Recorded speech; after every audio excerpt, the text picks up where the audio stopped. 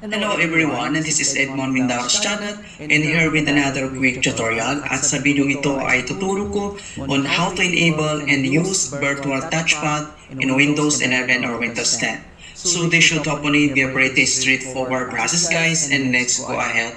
Ang next step ay dito lang sa start menu, so right click lang tayo and then select mo lang yung settings. Dito sa settings ay kailangan mo lang select yung personalizations, and then dito sa personalization scroll down and select natin yung taskbar. Ito siya, so click lang natin yan.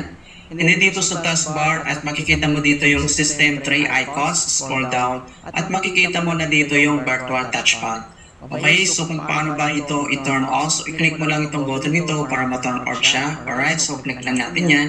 And then na-turn on na siya at dito lang sa taskbar natin makikita mo dito yung virtual touchpad icon. Ito siya. Alright, so virtual touchpad, kung paano ito gamitin, so ipapakita ko sa inyo.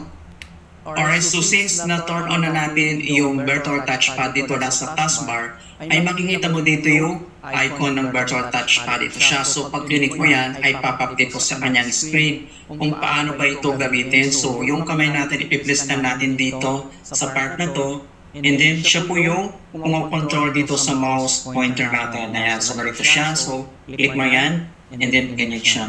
Okay, so ganito lang kasimple kung paano gamitin ang virtual touchpad sa Windows 11. Kung gusto mo naman itong i-turn off,